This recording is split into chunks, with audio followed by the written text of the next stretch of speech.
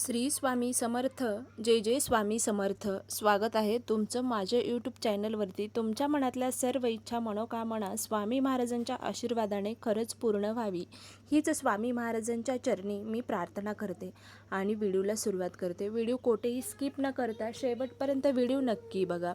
जर तुम्हाला व्हिडिओ आवडला तर व्हिडिओला लाईक, शेअर आणि सबस्क्राईब करायला मात्र विसरू नका.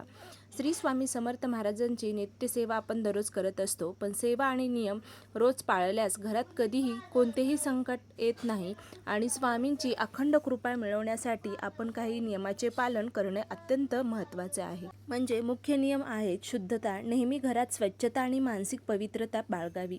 नित्यसेवा, दररोज न चुकता स्वामींचे नामस्मरण करावे. खरंच हे नियम पाळले तर घरात कधीच कोणते संकट येत नाहीत. मन अस्वस्थ राहत नाही, सतत मन शांतत राहते आणि सदाचार, खोटे बोलणे, कोणाची फसवणूक करणे किंवा निंदा करणे नक्कीच टाळावे.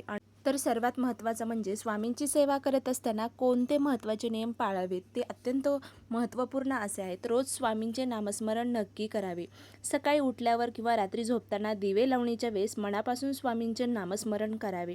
श्री स्वामी समर्थ या पवित्र मंत्राचा जप करावा.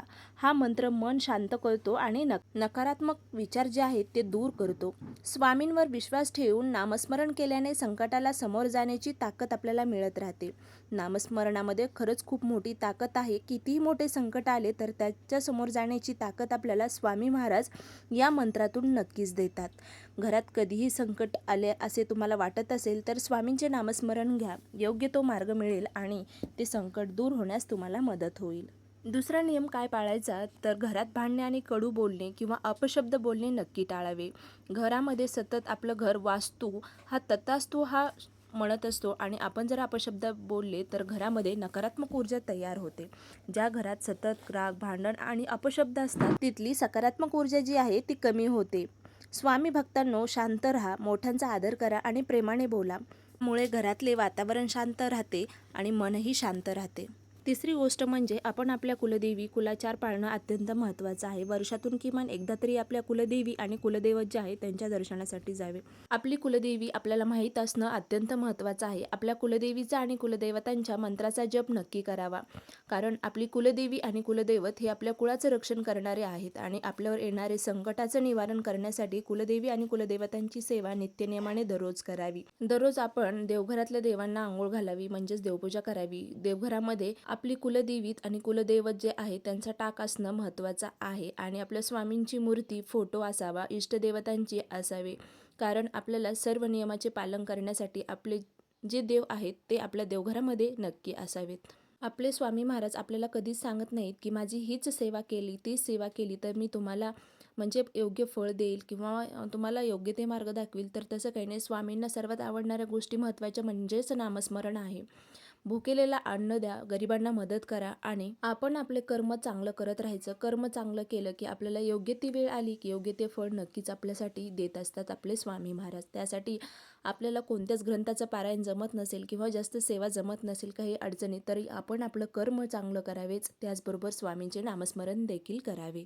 आपल्यावर आलेल्या संकटासाठी आपण स्वामींवर विश्वास ठेवावा. संकट कायमची नसतात. योग्य वेळ आल्यावर स्वामी प्रत्येक भक्तांना मार्ग नक्कीच दाखवतात आणि त्या मार्गातून, त्या संकटातून आपल्याला नक्की आपला बचाव करतात.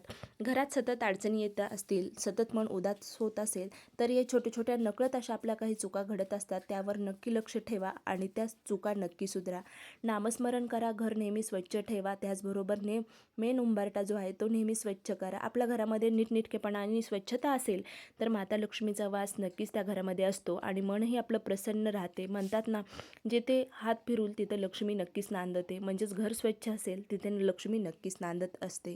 तुम्ही स्वामी महाराजांची सेवा करतायत पण तुम्हाला लवकर कोणताच म्हणजे अनुभव येत नसेल तर तुम्ही सेवा बंद करू नका. हळूहळू सेवा वाढवा, पण सेवा बंद करू नका, कारण तुम्ही जशी सेवा वाढवताल तसं स्वामी महाराज तुमची परीक्षाही घेतील. पण तुम्ही स्वामी महाराजांवर विश्वास आणि संयम नक्की ठेवा. एक छोटंसं गाव होतं बघा, त्या गावात एक मुलगा रोज स्वामी महाराजांचं नामांचं जप करत असे, पण त्याच्या मनात एकच प्रश्न होता, मी इतकं जप करतो तरी माझ्या आयुष्यात असं काही का बदल होत नाही. एक दिवस तो खूप दुःखी होऊन स्वामींच्या मंदिरात बसला. तेवढ्यात एक वृद्ध माणूस त्याच्याजवळ आला आणि म्हणाला, तू जप करतोयस पण विश्वास ठेवतोस का?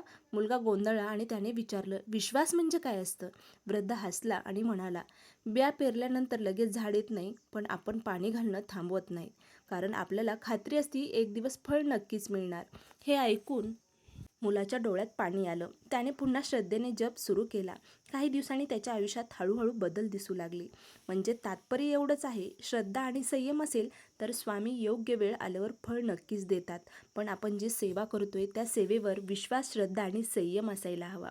आणि घरात आलेल्या संकटांना समोर जाण्यासाठी स्वामींचे हे प्रभावी आणि अत्यंत महत्त्वपूर्ण आणि छोटेसे अनुभव जे आहेत, जे छोट्या गोष्टी आहेत, त्या नक्कीच पाळा.